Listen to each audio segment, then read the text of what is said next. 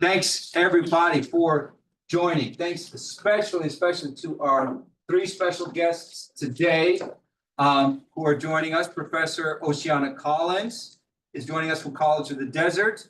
Professor Brittany Mondragon is joining us from Mount San Jacinto College. And Professor Matt Patino is joining us from Crafton Hills College this session today. And all of whom, by the way, have connections to our Cal State San Bernardino here. Matt and Brittany as graduates of the MA program, Oceana as a graduate of the BA program, all from our history department. I'm very, very grateful that they've made time in their schedule to join us today to talk about finding work and thriving, teaching and thriving in the community college classroom, which I know is something that's of great interest to our students here. I didn't establish any order of presentation, but I do want to invite our guests to give some preliminary remarks or hellos or anything like that. I don't want to put you on the spot, and then we can dig into a little bit of the nuts and bolts of this. Does anybody want to lead us off here in the room? Oceana? Sure, I'll go ahead and go. Hi, everyone. Oceana Collins here. I just need to make one correction. I was actually in the MA program at Cal State San Bernardino, but it was before there was the history MA. So I was the social science MA. So they didn't have a history MA when I went, but and that was back like in 2010. So I think it was right before the program was created. But yeah, I did get my bachelor's from UC Santa Cruz in history, and then went on to move down here and get my MA in social sciences, and then went into a PhD program at UCR. And it was during the PhD program that I was going to at UCR that I applied for and thankfully got the full-time job at College of the Desert. And so because the UCR PhD program for history there requires that you go full-time, obviously I could not complete that, but I was there for a couple of years. And yeah, I mean, I come with a lot of experience because I started at a community college myself as a student and was a transfer student to UC Santa Cruz. And so I feel like I've kind of been through all of the different levels of public education here in our beautiful state of California. And so, yeah, I like to give back and definitely be a resource for students. So thanks for having me. Thank you, Oceana, and thanks for that correction. The MA in social sciences and then the MA in history are both paths to this. I believe both are going to be, I regret to say, temporarily paused. Admissions, I believe, into both of them, and I'll have to check with Professor Villegas on this. But I know the MA in history program is going to temporarily pause admissions for the coming year, and then we're going to have to check in the fall to see how things shake out in terms of funding and administrative planning and that kind of thing. In the meantime, these are of course we're moving through that, and this is one of the key career paths for MA students. I'm going to turn it over to Brittany. Do you want to jump in next? Sure, I'll jump in. Do you know if that's going to be applying to like UC systems? Because I was thinking of going and getting my PhD. I don't think so. Not yet. Not until I was just reading that in Tennessee and Kentucky, where they depend on 33% minimum funds from Department of Education, they will be shifting money from state colleges to K through 12 because that's their primary function. Wow. He plans on dismantling that money to subsidize from the Department of Education, he being the president. Yeah. And using that money for all the tax breaks and the shrinking the government and states will have to come up. So they may not close, but they're saying nationwide, they fully expect tuitions to skyrocket. That's a good, And yeah. that's why I came back instead of taking this semester off. Mhm. I thought they might not be offering it cheap. That's right, Well, that's right, and I think that, UC will not be changing their admissions for next year. The following year, they will be reevaluating. stay tuned, I think in terms of Next year, they're UC, still up, and Berkeley's still running the pipeline. So yes, if you're graduating in May, you should have already applied the pipeline because it ends on the 14th. Valentine's Day. You're wrong. make sure you apply for that, you guys got an email about that. And you may be interested in putting a hasty application together for that, it's a set of workshops, a pipeline workshop, which is pretty neat, and I can share this out if you send me an email reminder about this, Brittany. It's just a set of workshops for people who hope to apply to PhD programs. But that's a sort of long answer as in, to say, watch this space. Okay. Things are certainly fluid. Stay tuned, obviously, in terms of the impact of ongoing policy changes in the Department of Education and It no longer exists. And beyond. Department of Education. it's last I checked my watch, the Department of Education still exists.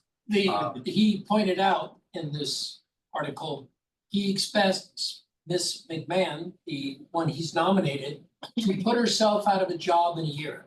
Put herself out of a job and Yeah, you're her to direction fold from the Department of president Education. is, it will, they don't think it's right that some schools get more, states get more money from the Fed than others. He's Oh. also doing away with the penny, if you didn't read it this morning. Yeah, oh, right, Yeah. that's Which is new. gonna cost more money than getting rid of it. But part of the getting rid of the Department of Education is that due to the Department of Education's base mandate, when it was created as a secretary level position, it is for the furtherance of public education and the control and maintenance, blah, blah, blah, blah, of public educational institutions. Which Right. means not charter schools, not private schools, and those agencies, as long as the Department of Education exists, cannot get, guess what? So basically, this is taking your public tax dollars and paying a bunch of rich kids to go to really nice schools. That's it. Let's move on. Excellent. I'm gonna turn it back over before this is. I'm sorry, I didn't mean to derail that. That was Not at just all, news Brittany. to me. I'm gonna, So- as far as I know, the UCs have not been hit in the same way that not the Okay. same way that the CSUs have. Certainly their graduate programs are not on the chopping block in the same way that Okay. ours are. But please, let's hold off, guys. Let's hold off, and let's welcome our guest, Brittany, to join. Thanks, Brittany. Well, hello everyone. So my name's Brittany Mondragon. I am from the first cohort, from the first I work at MSJC. I'm part of the CSUSB first history MA cohort. That's where the M was coming from. The MA cohort for history. I absolutely loved the program. So you guys are in really, really good hands with Dr. Murray. My advisor was Dr. Jones. Dr. Murray was my second. So it was really a wonderful time. Very similarly, I also started off at a two-year institution. Started off at Crafton Hills College. I grabbed a few AA and AS degrees there, and then I transferred to University of Redlands, and I got my bachelor's degree there. And then I stayed after taking this class that I was absolutely dreading. It was called Mapping African History, and I was like, I don't know. It's talking about GIS. I have no clue what this is. And it ended up being the best course that I've had in undergrad, and it really just threw me in a new direction. And I went and got my first master's degree in geographic information systems at University of Redlands, and I was working as an archaeologist and mapping out Hopi archaeology sites with him, and that was really, really cool. And then I ended up going, you know what, I really love history. I want to focus in on that. And so I met Dr. Murray at an SI conference, which was supplemental instruction, because I was working at MSJC already. I wasn't faculty yet, but I was working there. And I met him at this conference, and he's like, hey, we're going to start this MA program. Like, you should look into it. And I applied that year, and now I've been teaching for I think like 2.5 years now, going into 3 maybe. So that's a little bit about myself. Thank you, Brittany. And that's great. I remember that SAI conference. And that is something that still exists, supplemental instruction that you all know about. It's like other programs, it is shrinking in terms of the supplemental instruction, which are a little bit like TAs, teaching assistants, more based on form rather than content, sort of study habits and writing practice and that kind of thing. But yeah, that's a really valuable service, and I hope that improved budgets over the coming years and insulation of California from the sort of national trends will lead to more robust SI support again, supplemental instruction, because it's such a rich program. But I do advise you guys also to keep an eye out for ISA or instructional student assistant opportunities as well. Because if you're interested in the kind of work that Oceana and Brittany and Matt are doing, that this kind of paraprofessional work is very, very valuable. Excellent. Thank you, Brittany. Thank you, Oceana. Now to Matt in the room, Crafton Hills. Yeah, my path is very similar to Brittany's. I started out at Crafton Hills, but I started as a poli-sci major. And about getting almost in my second year is when a history professor told me, you can always put politics into history, but you can't always put history into politics. So I ended up picking up a second AA in history and then transferred to University of Redlands, Octomolly. And then from Redlands, came here as part of the second cohort in the master's program. I was also an SI here at Cal State, but prior to, I was a writing tutor at Grafton and a writing tutor at Redlands before I came here and chose the SI route.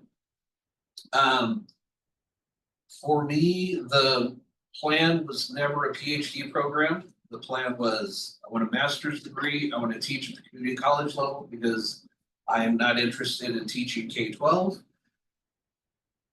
As luck would have it, or as irony would have it, I am now the dual enrollment guy in my department. So I teach, right now, two of my three classes are dual enrollment classes. So I have high school students. Yeah, so that's where I am. Thanks, Matt. This is really, I'm really, really grateful to you all for joining. I want to go ahead and click this back over. There were a little bit of audio issues there, Brittany. Just I'll let you know if that continues. I could make out everything you were saying, but it was a little. It might turn into. I'll let you know if that happens again. Okay, sounds good. But all right, thanks. And I want to throw open a sort of broad question to our guests, and it's a question that is something that I'll be asking a lot of our guests in this series, in this 10-part series, and that is, what do you wish? What do I wish I'd known when I was sitting? And some of our guests are BA students. Some of our attendees are MA students. There's a mix of both, mostly MA students, but some folks are BA students. What do I wish I'd known in terms of moving toward this work, moving in the direction of this work? So I'll just I'll start there, and then everybody else, please note your questions. Folks on Zoom can throw your questions into the chat. Everybody else here, or you can raise your hand virtually. You can join the conversation however you want. But please, just a sort of open question to all of our three guests. What do you wish you'd known when you were sitting where our audience members are today? Anything jump to mind? I can take that one first, I guess. So I think the biggest thing for me, and I tell this to my kids who are now, in college, the biggest thing is to reach out to your professors and get to know them, and really work on soft skills, because soft skills, the ability to communicate, the ability to organize information, the ability to be professional and collegial, and all of those things are critical. I can tell you that, you know, the reason why I have the full-time job that I have is because I got a job as an adjunct professor, which is a part-time professor at the college while I was still in the PhD program. And I really got to know people, you know, I got to know people there. I got to know my professors. When I was at Cal State San Bernardino, I got to know my Sherston Lyon, who's no longer there, but she was my advisor there. And and I got to know people, and that's really, I think, really what helped propel me forward personally is to have these mentors that really helped me along. And then, of course, also just being very proactive in being engaged in the campus community. So when I did get the part-time position, which is really sort of an entry position for teaching, especially at the community colleges, um, I just got to know people, and I was an advisor for a history club there. I was very much engaged in the campus community. I would go to events. I didn't have to. I mean, I wasn't getting paid to do any of that, but I did it because I wanted to. And so I think those types of things, like I said, the soft skills and communication is going to be really critical. I mean, obviously, as historians, you're always going to be improving your writing skills as well. And that's something that you know, they have special, you know, books and, you know, writing guides and things like that specifically for writing history. And so, you know, picking up some of those and reading those and getting those skills, I think is also worthwhile, but especially the soft skills. So Thanks, Oceana. Reach out, make contacts. Always undergrads, especially you guys as grads know, go to your professor's office hours, get to know everybody. Make those contacts. Great, Oceana. I don't know if we're gonna go in the same order. Brittany, did you want to jump in, then Matt? Sure, I can do that. So I would kind of ditto the same thing on really getting to know your professor. I cannot believe how many times I've already asked Dr. Murray for letters of recommendation as I'm trying to find a tenure position. So I'm adjunct right now. I teach at 2 different colleges. So I teach at Riverside City College and Mount San Jacinto. And yes, just really being able to connect and them know you and you know them, and creating that foundation is so important. And like Dr. Murray is so knowledgeable on different events happening and super, super supportive, along with a lot of faculty there. And so if you get to know them, they're more inclined to share opportunities with you. And, you know, maybe there's a conference coming up, or maybe there is, I don't know, something to do with public that might spark that they are aware of. You might need letters of recommendation later. So these things are really, really important. So that's one thing that I would definitely stress. Another is just being involved and beefing up your resume, your CV. A lot of when hiring, a lot of times if you're looking for a position at a college and you put, yes, I have a master's degree. Awesome, that is fantastic. I know that is a ton of work, but everybody who's applying has at least a master's degree. Need to stand out a little bit more, and the way you can do that as a student, because you're a student, you're coming into the field, is by showing that extracurricular stuff. San Bernardino, awesome journal, write for it. That gave me so much experience. I know that they have the research competitions for the CSUSB. And it's just, you really want to make sure that you are utilizing those opportunities for your sake, like just for experience, and then also kind of as an investment into the future. And then the last thing I want to say, because I don't want to take up too much time, is I think as history teachers, you already have this kind of under your belt, but there's going to be a lot of diversity and equity topics if you're planning on going into teaching. And just knowing how to navigate Canvas, how to make things accessible, doing a lot of professional development training. And I think as history majors, we already think critically about things like race and gender and religion and all of these different identifiers and demographics and different perspectives. I think you guys are niche a little bit, but as you're applying, the more the colleges and the hiring team that you are kind of more versed in this, it just your applications shine a little bit more. Thank you, Brittany. That you mentioned the journal, and I know all three, I think Oceana, Brittany, and Matt were all involved in the journal. This is a really big line on the CV. I think if somebody sees that, and many of you in this room have also taken part of the journal, that's a big one.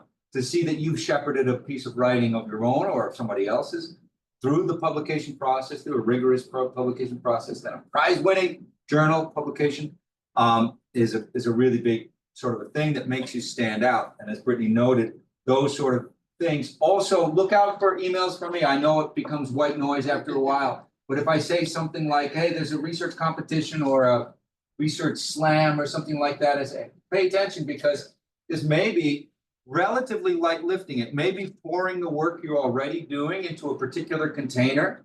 It doesn't take a huge amount of extra work and might even be a little bit of fun to do, to take the ongoing stuff you're already doing, pour it into that container, and then get that stellar line on your CV that says, I took part in this system-wide or campus-wide research presentation conference or something like that. And again, that's stuff you're already doing. And you just take that and pour it into that container. Thanks, Brittany. Excellent. Matt. So I agree with both of them. Cultivating relationships is absolutely crucial, and I don't think you can hear it often enough. Case in point, the professor at Crafton who said you really should be a historian happened to cycle through and become the chair of the department when my resume crossed their desk. And so she called me out of the blue and said, hey, are you still interested? And I'm like, yes. Had I not already had this relationship with her, I don't know that necessarily the door would have opened as quickly and as easily as it did. The other thing is be flexible. I wish I knew that coming in. You've got to be able to turn on a dime. So, you know, I get the phone call, hey, are you still interested in the job? And I said, yeah, I am. When can I start? Great. It's out of high school. Well, I can't take back the yes. So you kind of, okay, great. You know, so be prepared that something, it may be what you want, but it's something else may be thrown in. As far as the networking goes, I was at the AHA conference at the beginning of the month in New York. And one of the very first panels was on the history of race and policing. And I am part of the Conversations on Race and Policing Forum with Jeremy. That I did not realize, because it sort of happens in a vacuum. You know, where these podcasts, we're interacting primarily with the presenters. You don't really feel like it has tentacles that reach anywhere. But I popped up and I asked a question, and I also mentioned to the panel, hey, I'm going to be reaching out to the panel to get you on as guests. It turned out that one of our previous guests, Max Felter Cantor, was in the room. Yeah, I know Matt because we had met virtually. There was a professor there from Holy Cross University who I talked to that evening at the opening reception. I remember I was in that session with you, and I've listened to that. And this is somebody, he happens to be somebody I follow on TikTok. So it was like, oh my, it was kind of like meeting a celebrity. You don't realize how far the network actually goes. So just meeting somebody here, you don't know what that ripple effect is down the road. That's a big one. That's something that a little bit of time and experience allows you to appreciate. Yeah. That you think, it feels like you're in a vacuum. And then like with you guys who were working on the journal, somebody will be aware, oh, you're from history and you made that journal. So it is it's a kind of a huge world when you go to New York, you go to AHA, it feels like a huge world and you're in some massive hotel complex from room to room. But then suddenly, because we have these little fiefdoms of areas of interest, there's only a handful of people doing things that are really gonna light your fires. Yeah. And those people, you know. I'd say another thing along this line is reach out, as Matt has done, to Yeah. reach out to some of these faculty. If you read something and it sets your world on fire, reach out to that person. You are the kind of person they want to hear from. You are the kind of person that thrills them to get an email. It's like fan mail. We don't get fan mail very often. We professors. And when we get it from somebody who's really excited about something that we did and really grateful for something we spent 5 years of our lives on, you are exactly the kind of person that they want to hear from. Now, there may be some exceptions, of course, and personalities, all different kinds. But reach out, network. Those are great pieces of advice. I just was reminded of something that Brittany had said, and that was this sort of UDL or DEI aspect of things in terms of, and I know that DEI is going to become the next. Yeah, we're gonna have to do that. It's going to be the next political correctness / woke / whatever thing, because people are trying to break that label. But whatever, I'm not super concerned about people who think that right now. I think in terms of how you structure your syllabus naturally, unless you're a very bizarre person, obviously you're going to be interested in making your work as available to as many people as possible and accessible. And that's universal design for learning stuff. If this is totally new to you, you should please write down those 3 initials, UDL, Universal Design for Learning. This has to do with constructing a syllabus and being aware in a pedagogical way of how you reach the maximum number of people with your teaching. And what it ultimately does, hopefully, the aim is it precludes the need to make augmentations to your course material for students with disabilities, because you have already designed it in a universal way. That's the universal design for all learners. That is baking in alternative solutions and all kinds of things. So thinking, Matt, we're going to jump back in? Yeah. Yeah. If I don't know if Dr. Mortimer still offers the class teaching in the field. 5,700. Yeah, if Yes. she does offer that, I highly recommend taking it because you will develop curriculum along the K-12 standards, which may not seem like it's helpful. It's incredibly helpful, and I hope Oceana and Brittany can help me out here, but you are not taught as a professor, you're not taught how to teach. So you walk into a classroom and it's like, okay, I'm gonna take what I've learned and hopefully it translates.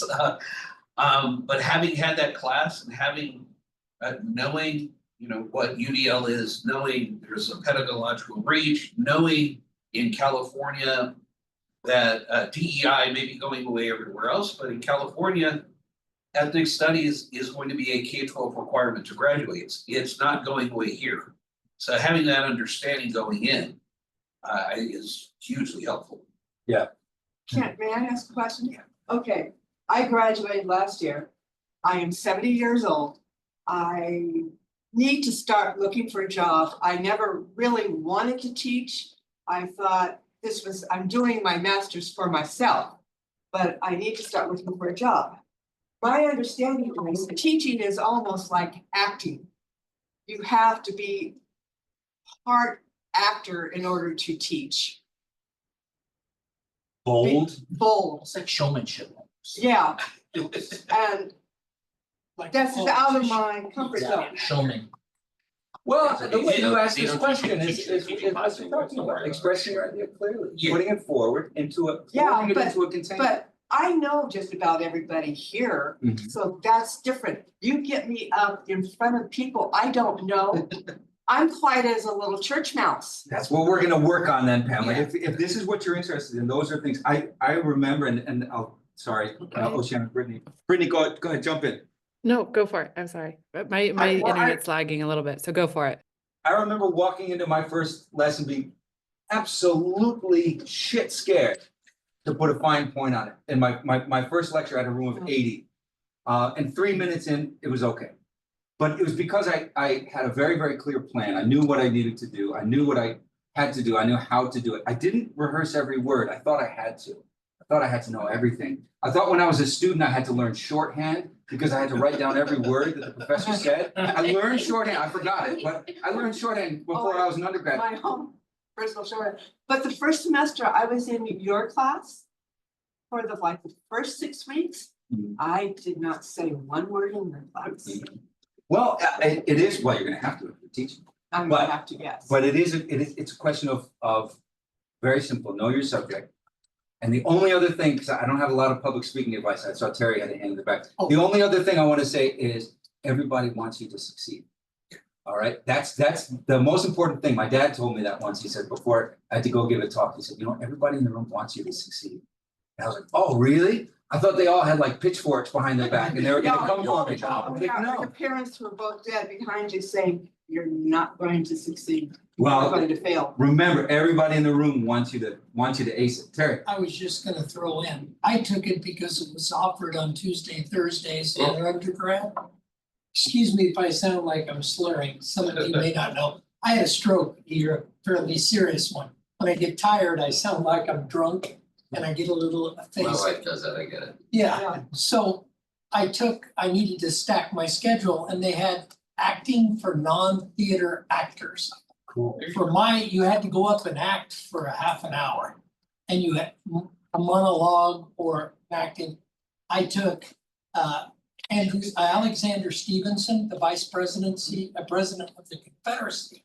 I wore a wig, I wore the same ties they wore, I really got into it, it was fun. But I gave his cornerstone speech, and it's the one that debunks. Yeah. All the speeches that the history reconstructionists like to say, oh, it's all about states' right. He says that this is the only government founded on the natural right of slavery. I can't remember it word for word, but and it's a lot of fun. You break that. I mean, maybe he was wearing a wig because I'm self-conscious of no hair, but I felt like I could really go for it. And it really helps. Now, I don't plan on being a teacher. I want to be a popular history writer. I have an idea for 3 books, and this was to get my educational credits. Yeah. I too have 5 associate degrees and a bachelor's degree. I'm a school freak, but it's also my dementia prevention program. Oh, yeah. Yep. Yeah. So Mhm. it's really good for stroke recovery. Thanks. Terry. But also, isn't like back to the UDL idea, isn't that also like the syllabuses have to be like ADA compliant as well? I know like we're like focusing, but you know, people with disabilities, it is mentioned when I actually read the students. You know, most students. ADA compliant. They have to be ADA compliant in some sort of way, so I feel like that's definitely a part of it. They do, Brittany. yes. I wanted to go back to the shyness because I might not seem like it, but I am a huge introvert. And when I started high school, I remember having to give presentations, and I was the person that would actually cry in the class and then run out the door. Like that was me. And I have a, you know, I won't know, I don't know if I call it trauma, but I remember it. Like I was very scared. And I very slowly got more and more comfortable, and now I can talk in front of 200 people if to. But like Dr. Murray said, I need to know and prep and be comfortable with. I think that is where you start gaining your confidence, and when you start feeling a little bit more like an expert, and you gain that confidence. For me, I mean, it was a very slow thing. It wasn't like, oh, I jumped from high school crying and then I'm in the classroom and I can talk in front of, 40 people just fine. It was definitely slow. And I think, like you, sir, in the back who had said that you took an acting class, I did the same thing. I took Shakespeare and I had to act, accounted for history and English credit. And just things like that. I was a tutor. So like Matt, I was a tutor at Crafton Hills College and I tutored English. And so I was working with students. Sometimes I would do workshops of like small groups of 3 to 10 students. I was part of the FYE program, which was first year experience. And I was like mentored a little bit. and then eventually worked with more students as like a staff person. So I just got more and more comfortable with talking and presenting, but it is something that is gradual, and like anything else, like an instrument or anything, you need to continuously practice it so you get comfortable. This is just a weird random thing. One thing that I think really helped me was playing Dungeons and Dragons. I know I'm a huge nerd, but you had to role play in front of people. And I think that was just another big way of just becoming more comfortable with just being silly, acting in the classroom. And I know what you're trying to say. Sometimes I call it having to be a clown because the students get so bored, or now they have cell phones, and it's like, well, how do I keep their attention? How do I keep them engaged with the material? So that is something that you want to think about when you are developing your curriculum is, how can you keep this engaging and culturally relevant to students? Because the traditional way of I'm going to come up here and just profess knowledge in this huge lecture room isn't really a direction I think most educators are going towards anymore. We're wanting more interactiveness, flipped classrooms, more events that are more hands-on, or more activities that are hands-on. So that's just something to think about. Thanks, Brittany. Oceana, were you gonna jump in? No, I would just definitely agree with everything that Brittany just said. I mean, I think that it's teaching is a craft. It takes time. And as you become more familiar with the material and you get more comfortable with it, you feel more in your skin and in front of people. And yeah, I mean, I remember the first time I taught, I was a ISA for Dr. Patel there at Cal State, and he went on a I don't know, went to a conference or something. He had to miss class, and he's like, "Yeah, could you sub for me?" And he had a 200 student lecture hall. And that was the first time I stood in front of people and taught. And yeah, I was prepared. I had notes, I had all of that, but it just takes time. It takes time really to get comfortable enough to do that, and to feel comfortable in your own skin. I definitely think that acting classes or public speaking classes, those are all, good tools to have. But like I said, it's really about time. And I think a lot of times for history majors in particular, you feel like you have to know everything. And you don't have to know everything. In fact, you can't know everything. Okay. And I tell my students, one of the things that I love so much about teaching this subject is that nobody can ever know everything about history. So it's a constant experience of learning, and it kind of forces you to be a lifetime learner, right? So, sometimes my students will ask me questions and I don't know the answer to that question. I mean, I know lots of things, but sometimes there'll be some random question. I won't know the answer. I'll be like, that's a great question. Let me go look it up. Like, because I'll learn from Okay. that question, so it's just it's an interactive thing. It's really cool. It actually is really cool to have that experience of having a job that is constantly not only, it's teaching you, you're becoming more knowledgeable with the profession. So Thanks, Oceana. That's another theme I remember last spring that came up over the 10 events in this series, and I assume this is the first one this year will come up again.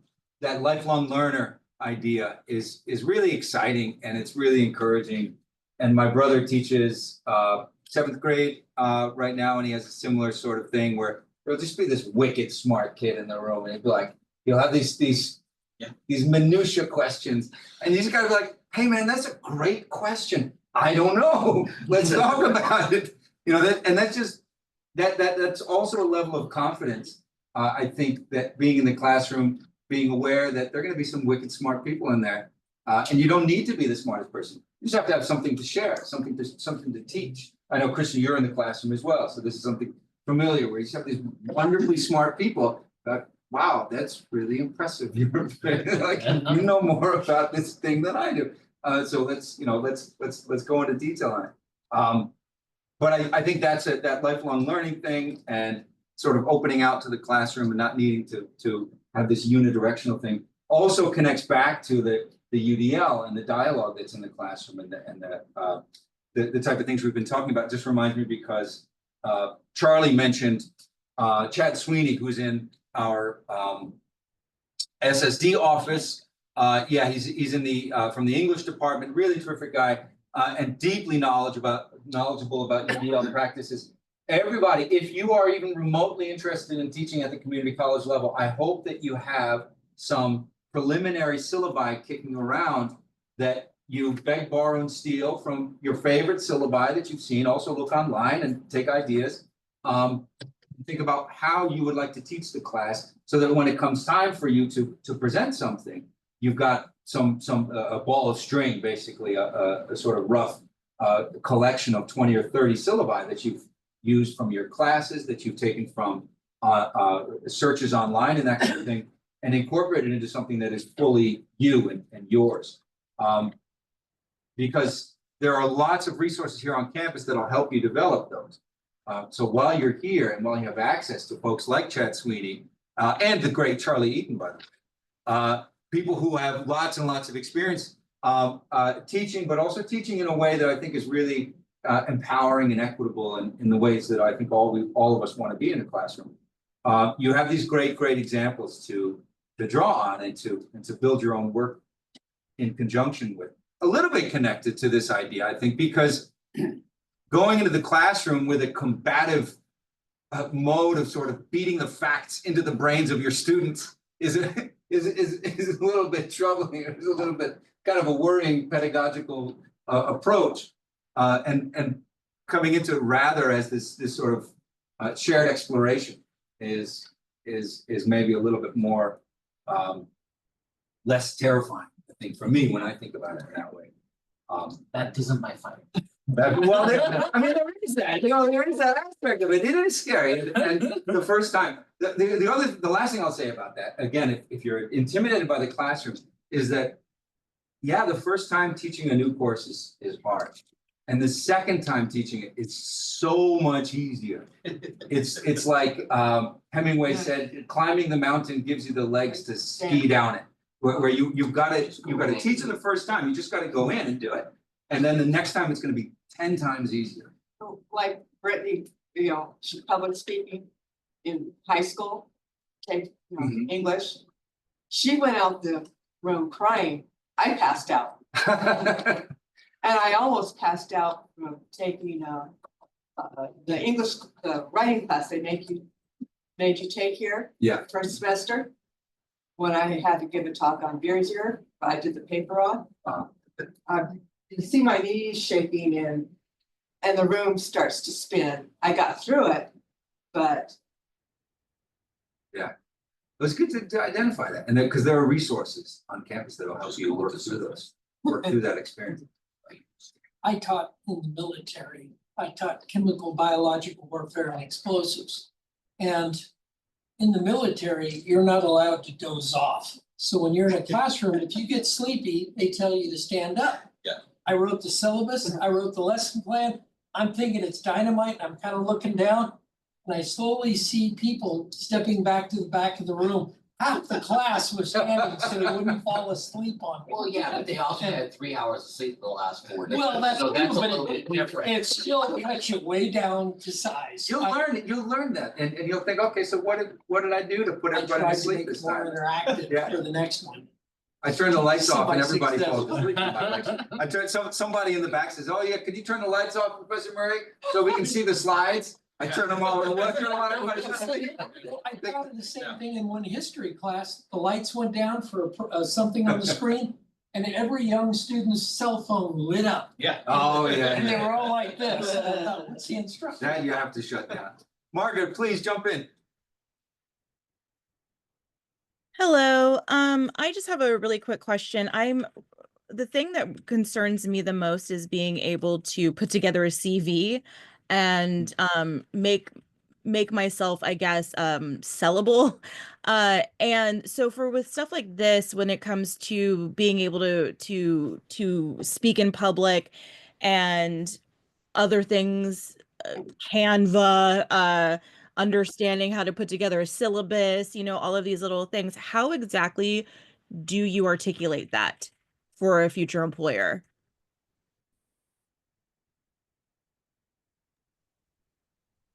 Go ahead. Luciana? Go ahead. I can tell. Go ahead, Brittany. I'll go ahead. Yeah. No, I think I'm kind of in the same boat with that question because I just applied for a 10-year position. So I know what I'm thinking of doing, but Oceana, I would love it if you could even give some. Well, I mean, like on the CVs, there's areas where you can talk about your familiarity with different, LMSs, learning management systems, Canvas, Blackboard, those types of things. I mean, you definitely want to, there are also like other things that are more specific to, if you're applying at community colleges, that are more specific to community colleges. So for example, we have student learning outcomes, which is abbreviated as SLOs. And those are sort of like the foundational things that you want the student to want the student to learn by the time they exit your classroom. And we actually evaluate those SLOs on a regular basis to ensure that, the standard of the teaching is up to par. So, there are certain types of, I guess, terminology that it's really good to know, because in the interview process, you might be asked about, how familiar are you with SLOs, right? Student learning outcomes. Give examples of how you have, integrated diverse curriculum, into your teaching style, and it is hard if you haven't had sort of a base experience with teaching. That's why I always recommend for graduate students in particular to try to get some kind of instructional support job or a teaching assistant job or something like that, because that is really going to give you that sort of foundational experience where you can speak to those types of things specific in the classroom. I can say that for the California Community College system, one thing that is unique about it, and I think that makes it really cool, is that you are evaluated a lot on your teaching skills. Like you want to have good, solid teaching skills and abilities like that. So I'm not sure if I'm answering your question, but basically, I mean, for the CV, I would definitely organize it, all of your familiarity with any type of learning systems, any type of curriculum development, um, any type of like professional development that you might do, because you can do professional development without being a teacher yet. There's lots of opportunities for that out there online where you can develop, like, for example, learning how to create accessible syllabi and all of that. You can take seminars and webinars and things for that. So that's what I would recommend in terms of like buffing it out. Certainly going to conferences, listing those conferences. If you publish anything or write anything or,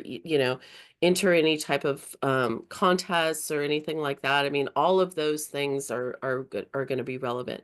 Does that help, Margaret? I'm not sure if I'm helping at all. Yes, Uh, absolutely, absolutely. Can I add, don't, like some of the stuff, I wish I was better at Canva. It's something I'm still learning, but I'm good at PowerPoint. Yeah, and so I can say I'm highly proficient in PowerPoint, but we tend to think of those things and just kind of take it for granted and think, oh, well, that's not something that's necessary. No, absolutely put it on your CV, because that is a huge selling point. When I started at Crafton as a student, we were on Blackboard, not Canvas. It was surprising when I applied how many, hey, do you have any Blackboard experience? Yeah, I do. So it's little things that you may not think are necessarily pertinent at the moment. But yeah, it probably will be the difference between you standing out or not. Thanks. And Bashar, are you gonna jump in and then Brittany? Yeah, I know, I was gonna say that, I'm also like looking, I was a full-time employee here on campus and I got, let go by the university, and I'm also in one of the people like that looking in the job market right now. So what I did was actually, I know what is AI and ChatGPT are the devil and whatever, but I did plug in my resume in ChatGPT and I told it to make it more oriented because like I'm looking for administrative work. Can you make it more sound like, highlight my administrative experience and I'm pretty sure like if you want to do something of like more that has to showcase your UDL skills, or I'm pretty sure you can ask it and give it like a little bit of a guideline. I'm pretty sure it can shape it in the way that you want and it'll make it sound very really great. So that's what I've been doing lately. So I think in terms of AI tools, if you're skilled in how to use them, yeah. you can take a look at that. I also think there's a lot available online in terms of resumes of others. But yeah, the sort of way that you would do a web search for other CVs, there maybe the ChatGPT would say. Can we ask questions? Yeah, Brittany was gonna jump in and then we'll come back to this. I wanted to go back, well, I guess we're still kind of on Margaret's point, but I wanted to talk about how she said, like, how can I sell myself if I've never taught before? Because that's a challenge and that's a hurdle for every single person who's ever taught. At some point, they have to get just that first class.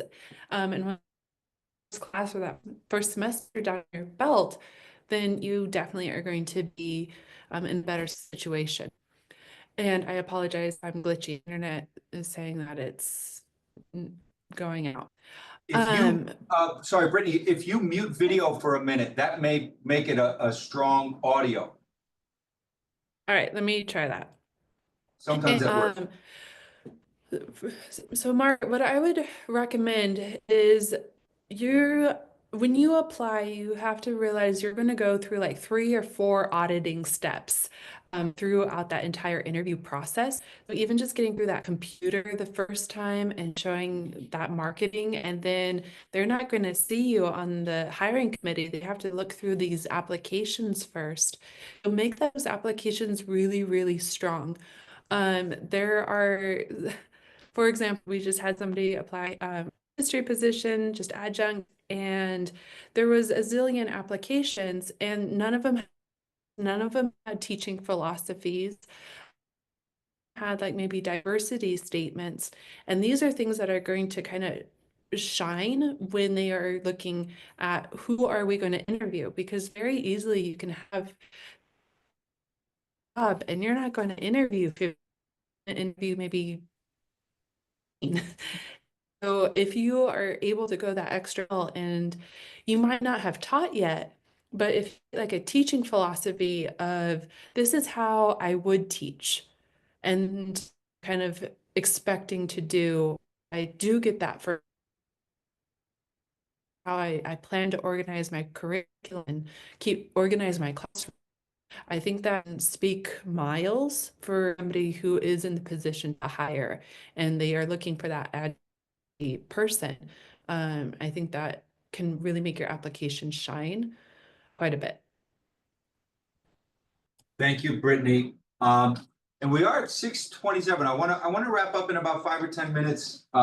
If our guests can stay just a little bit past 6:30. Bashar, I had a question. You're going to jump. So I think I'm the only one here that I'm graduating in May. I'm graduating this semester. Brittany, thank you. I was also I'm a MSJC graduate and I studied under Professor Yamanaka, who she is one of my favorites. I'm a huge fan of her. I always sing her praises, and she's like the one who I'm a history major because of her, so I am a huge fan of her. I've already reached out to her last semester. We had like a Zoom meeting, me and her. So, but my question is, I'm about 3 months away from graduating. How soon can I start applying? Can I start applying now, or should I wait till May when I have my MA to apply? What do you guys think? I say yes, I say start applying now, start Okay. looking because it can be a lengthy process. So get it out there. Okay. You know you're gonna graduate, there's no glitches in Yeah, front of you. yeah. Then yes, definitely start. Yeah. Yeah, and like, and I, you know, Brittany mentioned that she's a freeway flyer. Yeah, that's what they call me. Yeah, that's what they want. Don't. Yeah. I lucked out that I managed to land a craft where I wanted to be in the first place. And I'm in a position where I don't necessarily have to go find another spot. But do that. I always, any job, any place, I always think of it as, you know, you're farming. You've got to throw out as many seeds as possible, you know, because not all of them germinate. So. Yeah, I'm a big fan. I mean, I'm a big fan of MSJC. I graduated from there. I love that university. Like it really made me so much of who I am right now. So yeah, I would love, I mean, again, yeah, so I want to teach community college. That's like my main thing. I really want to teach community college because I believe so much in community colleges, and I feel like they do so much important work. So yeah, thank you so much, Matt. Thank you. Do you live in the city center? I live in Hema, yeah, so I live there, yeah. I live just outside in Spring Heights area. If I can just add a little bit on why I started community college, is because I came from a middle class, blue collar, lower class, like my parents graduated high school, my mom was at home, my dad was blue collar worker. Like going to a 4-year university just sounded really like just mentally, also financially. And I know that myself, I might not have gone to a university. And I know that there's other people like me out there. And I wanted to come back to a college to, you know, really find those people and give them that encouragement to go for it, to go get their bachelor's, go get their PhD. Because a lot of, there's a lot of colleges and see them grow. And I really enjoy it. I like coming back to the community. And I mean, I'm sure I would absolutely love working at a 4-year institution. Like I get to teach those classes, you know, versus the survey classes once in a while. But then by the end of the day too, like I know I'm making a really difference. You know, my yeah, and that's exactly what I want to teach community college because I mean the amount of effect and you know goodwill it had on me. I would love to be a part of that where like Professor Smith, I mean Professor Coleman, so many people from MSJC that were kind of like the wind behind my back. So I would love to be like part of that apparatus where I'm supporting immigrant students and you know like myself, like I was 10 years ago when I first moved to the US. So yeah, that like really resonates with me.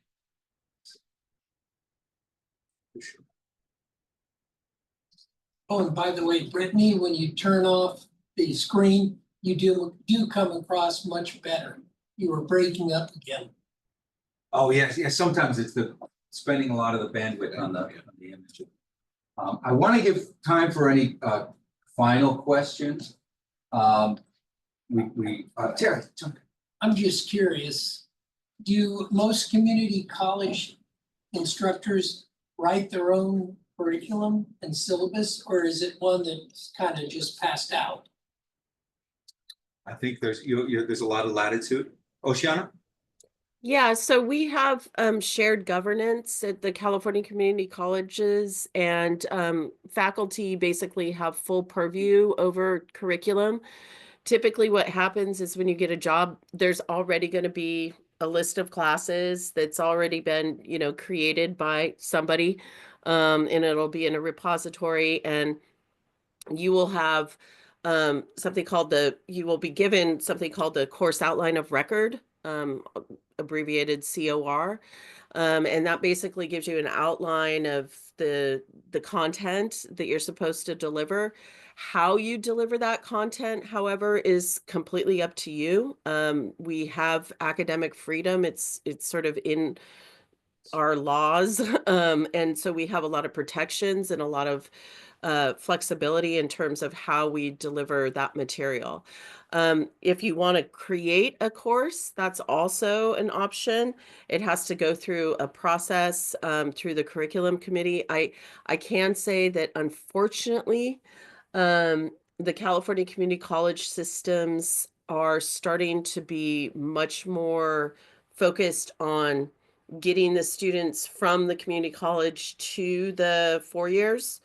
And so they're trying to really streamline a lot of the curriculum. There's something called common course numbering that's happening at the state level right now, so that all of the curriculum across the state at the California community colleges are all going to be common course numbering, which means that, you know, if you take whatever history, you know, first half of US history, you know, at College of the Desert, it's going to be the same number that it would be at De Anza College in Northern California, you know. So and it's supposed to make it easier for the students and to sort of streamline the process, but in doing so, they're kind of paring down the offerings at community colleges, because community colleges are 2-year institutions. So we're really blasting people off into the transfer into the 4-year.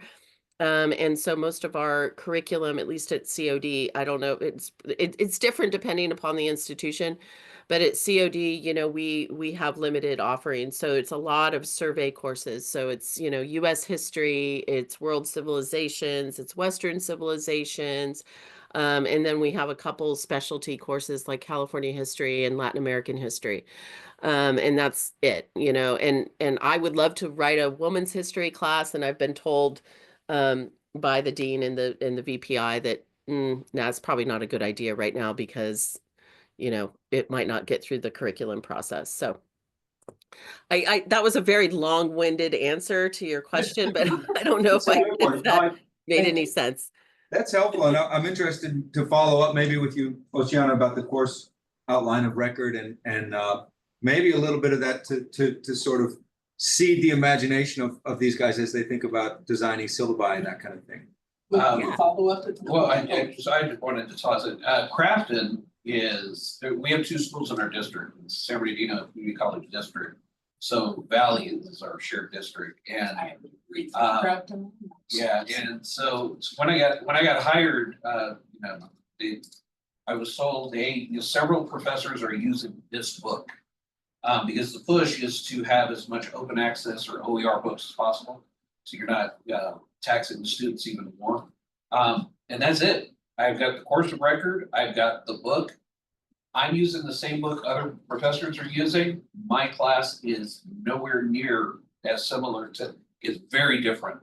It's because how I chose to deliver it is different. What I choose to focus on is different. I have a counterpart who teaches out of the same book, spends a lot more time on military aspects of history, where I spend a lot more time on social history. When you guys all get to historiography, I'm a Marxist historian, so I spend a lot of time on regular people and care less about the dead white guys. So my class looks and sounds different from others. It's good for panelists notes as well to bear that in mind. There will be things in place, there'll be guardrails. Yeah. Sorry, Gustavo. Okay, hello, my question is kind of regarding the job market. So like, as soon as you apply, is it a long, I guess I've got a couple of questions, but first one is like, is it a long hiring process? And also, is it also like an impacted sort of like job field? Like, is there a lot of like, will you be getting a call, for instance, they say like in a month, 2 months, 3 months? I can't speak to their districts. I know our district is impacted. That being said, however, we're constantly hiring. So they're always trying to maintain an eligibility list. So if you go on to any of the sites, you're gonna see, yeah, it's open, but you may not see movement, you may not hear anything for a while. So I don't know what's happening in the desert, San Jacinto. Well, we're about to open for a part-time position at College of the Desert, so I'll just put that out there. I just talked to my dean about it this, yeah, so any of you want to apply for that, we'll be doing interviews this spring. Thinking of So moving out there. are you? Yes. Oh my gosh. Okay. Yes, please apply. No, so the process is, you submit your application, you submit a cover letter, and it usually takes a time because, they have to keep it open for a certain amount of time, and then the application closes. And then the hiring committee has to go in there and go through the applications, and then so they're kind of like vetting the applications, making sure that all the minimum qualifications are there. And then there's a process by which you choose who you want to interview. And then you choose those people, and those people will come and interview. And typically the way that the interview process works for part-time faculty anyway, it can get a little bit more involved for full-time if you're applying for a full-time position. But for a part-time position, you'll be called in for an interview. You'll be asked a series of typically about 4 or 5 or 6 questions, and you'll be given the questions when you get there. So you'll go into HR, you'll be given the list of questions, and you have maybe like 15-20 minutes to write notes to yourself in terms of your response to those questions. So it's not like you're just going in there totally cold. Like they give it to you in advance. And always there will be questions about your experience, your familiarity with the community college system generally. So you always want to do research on that particular community college that you're applying for, and you want to make sure that you sort of understand the demographics. There will definitely be questions about diversity and how you embrace a diverse environment. I mean, and that's true up and down this state because we live in a very diverse state, but especially in Southern California and the Bay Area and places like that. Yeah, and so then you answer the questions, and then basically the committee then determines based on your responses what who they want to choose. Occasionally you will be asked to do a teaching demonstration. It depends upon the institution. But the teaching demonstration will be on a particular topic that you will be given in advance when you're invited to the interview. So that shouldn't cause too much anxiety because you will have time to prep for that particular, and it'll be super brief. It might be 5 or 10 minutes. They're going to want you to stand up, and you can bring PowerPoint or whatever Canva or whatever you want to use and to give the demonstration. So that's basically the process. Did that answer the question, or was there like another part to that question that I? Yes, that answered the question. Okay. Brittany, did you want to add anything? No, not really. I mean, I think you summed it up. For me, it was just a list of interview questions. At the time, it was still COVID when I got hired, so my interview was over Zoom, but I think now people are going more face to face again. And I'm hoping to get an interview soon, and I know that there's going to be a teaching demonstration with that, but that's usually for full time, at least in my district. Right. Yeah, so it just depends on the district, but everything that you have to do, with the exception of the questions you will be given on the day of the interview, but like I said, you do have time to jot notes to yourself. Thanks, Oceana. Thanks, Can I Brittany. ask one last question? Yeah, I want to move toward wrapping up, so maybe we'll do a sort of round the horn. Any final questions? And I don't know if Matt was going to jump in on that, but I know Pamela and Terry both have some questions. Terry, go ahead. This one might help Pamela. I have degrees from several of the colleges here. But I took horticulture to find out why I was killing my trees, and Mount San Jacinto had a program. So I went there, and when we graduated, now they had arboriculture, tree science. They had, landscape management, irrigation, pesticides, all the things I wanted. but it's geared for turf management. Long definition, but we all graduated from the class, about 5 of us. The instructor held us over and said, I want to quit. Do you guys want jobs? None of us had bachelors. And he said, there was 2 golf course superintendents. If you have 6 years, I think it was, and I want to know if this is still available, experience in the field. Was a firefighter and a military reservist, and I taught EMT because I had more than 6 years in the field at Santa Ana College in Orange County. So anyway, if you've got 6 years and an AA, they would allow you to teach 1 class. And he was trying to get guys to teach, and they offered, he said, you can apply. I didn't, because I was a certified producer. Is that program still offered? Brittany? Not for history. No, it wouldn't be, That but would I'm be just like saying, if somebody's looking for a job Yeah, and you have a specialty, there's like the fine arts, like if you're in the in technical fields or in the fine arts. Like if you've had a bunch of wonderful GC. exhibits or, was that the? Community colleges for every 3 years of practical experience as a general contractor in the area you're teaching. yes, So that'd as be an near. electrician, a plumber, program manager, they take 1 year for 3. Yeah, And I but sent them a anyway, technical field. I was just saying, the technical, we can follow up and Yeah. we can look more into that. and do they still do that? So you said they did. Brittany, are you aware, or Oceana? Are you asking like the equivalency kind of thing, or are you Yes. asking specifically the horticulture part? Well, just any department that is so fitting. If I'm an IT specialist, I have an associate or a bachelor's, they said less time for bachelor's. I can speak We had a master's, no problem. the history part that you probably are going to want a master's or a PhD in history to really qualify. You can take a equivalency, or it's pretty much a challenge. So for example, for MSJC, if you have a master's degree in maybe ethnic studies and you really want to teach history, and you might have a BA in history and a master's in ethnic studies, you can challenge saying, hey, I have enough experience in this that I can teach history.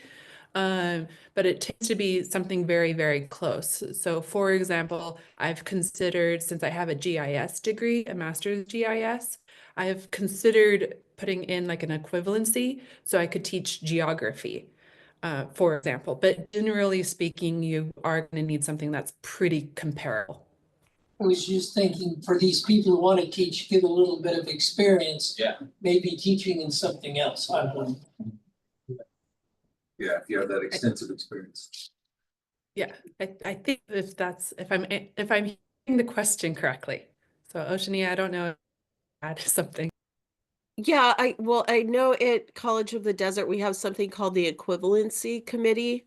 And so if somebody wants to teach because they want to teach in a different subject because they have a certain amount of courses in that subject, or they want to claim eminence, which means that you have like a certain number of years of experience, you have to apply through the equivalency process. And then basically the equivalency committee looks at your application and determines whether or not it meets the state standards. So all of the guidelines are set by the state. It's not really an institution by institution thing. In order for us to remain an accredited institution, we have to follow the guidelines of the state. So, and most community colleges have something called an equivalency committee, and they're there to kind of look at those applications. Well, okay, we're gonna move toward wrapping up. Matt, did you want to jump in on this? No. Okay, great. Charles, go ahead. So first question, multiple masters, multiple PhDs, does that help your chances at all? Like you're going to do history, but you have 3 other masters and 2 other PhDs. Will that affect or not? And do they allow cross curriculum? I've got four masters and 2, well, getting ready to have my second PhD shortly. Will that allow me to do cross curriculum, or will they still stovepipe me? You know what? I think I realized that I'm still on. I'm talking. I didn't mean to. So go if somebody wants to jump. Now, as far as I'm aware, unless. Yeah, I don't know of any cases where where that will make a difference. Everything that I've seen is they're looking at program specificity. You might get away with, I mean, just to throw it out there, you had a PhD in ethnic studies, but made a master's in history. You'd probably be able to talk between the two. But I haven't heard otherwise one. Having multiples actually lifting you necessarily to the top of the list. Yeah, so the way that it goes is you apply for whatever position it is and whatever discipline it is, and that's what you're getting hired to do. If you want to do anything else, you have to go through the equivalency process. Obviously, if you have a PhD or master's in whatever other discipline you would like to teach in, and there's a need for it, then you probably will qualify for the equivalency. But when you get hired, you're hired for a specific discipline. Equivalency committee, that's helpful. Thanks, Oceana. And I like the eminence term. I like that. That's your eminence. Eminence grise. You have the eminence within your field of whatever it is. I Really just cool. have one last question. I'm 70 years old. I'm on Social Security. I want to work. I need to work. I applied. And I'm qualified. Will I get the job over someone who is younger, or will the younger person get it because they can stay there longer? You're a DI hire, you're not getting hired anyway. I know. I think in terms of fairness of hiring, Oceana, I think to Pamela's question, this should not be an issue, right? It is. That this would be a form of discrimination, if I understand correctly. Technically, yeah, it would be a form of discrimination. So I can't speak for specific hiring committees, but if they are not engaging in what I think is illegal discrimination, then you should be considered I'm equal. only 2 years from technically do one. And I can actually do the opposite where, I mean, I could challenge a lot of people saying that they don't want to hire me because I'm too young or I'm quote unquote the pregnancy age and I might go on leave. So I think you could challenge multiple sides of that. And ideally, that should not be part of the conversation on a hiring committee. Community colleges are public entities, so they are required to follow state law.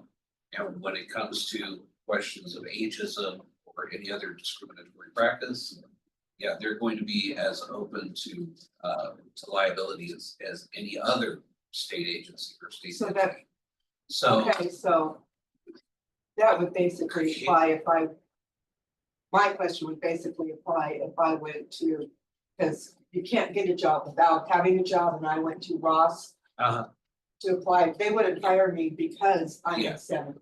Well, you need to get with him and you need to apply everywhere and then sue them. Because he's an attorney. yeah. And you No, can make a no, living no, no, doing no, that. no, no, I only play with Uncle Sam and the rest of y'all, no.